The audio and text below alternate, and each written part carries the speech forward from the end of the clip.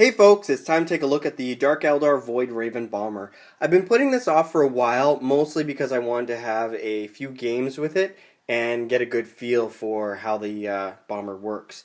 Now, model-wise, it was a lot of fun to assemble, a lot of extra little bits to play around with, and one thing for sure is the bomber himself.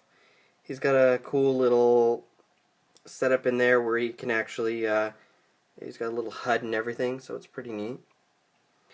Overall, like I was saying, the model was a lot of fun to put together, and it's actually pretty big compared to, let's say, the Razorwing. Razorwing here looks kind of tiny compared to it, which kind of makes sense. It's a bomber, right? So that's cool.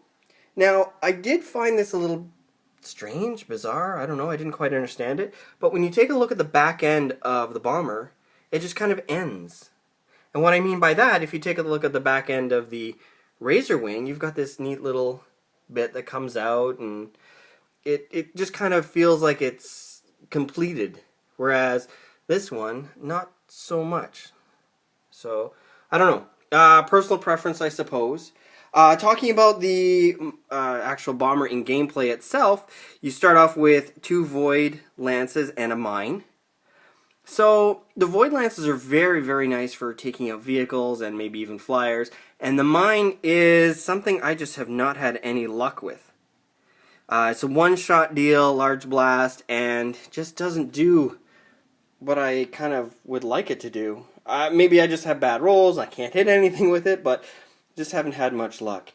And with, the size of the model itself, and it not having something like Vector Dance like the other Eldar jets do, like regular Eldar jets, not the Dark Eldar ones. I really find both these vehicles kind of suffer not having that.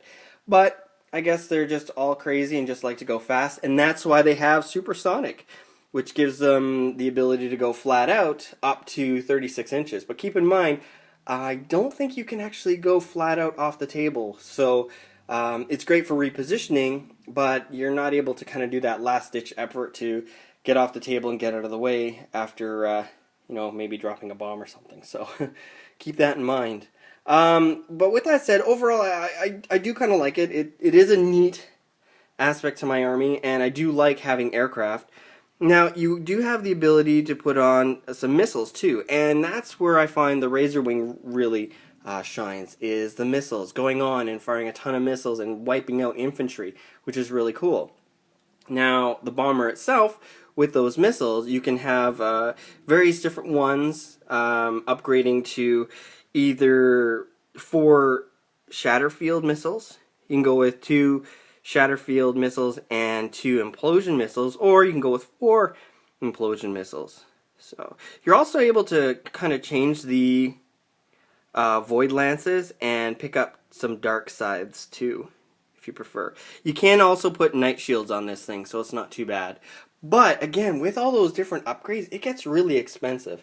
Now, for the price and only having 2 Void Lances and a Mine, I really have had a struggle kind of finding a place for it in my list. So I've been tossing on just the basic missiles and trying to use it alongside my Razorwings, and it seems to be doing okay. It kind of acts like a multiple role vehicle pretty much. So it can take out flyers, it can take out large vehicles, and it can also take out infantry, just like my Razorwing.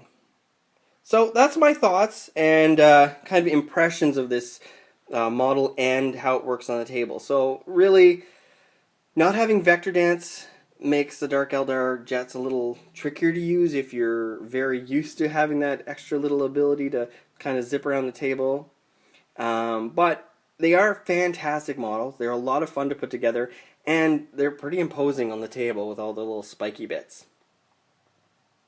Anyways, I hope you guys found this a little bit informative. Again, I didn't want to put stats or really points and stuff like that on the video. If you have the access to the the book, the codex, then you should be able to find that just fine.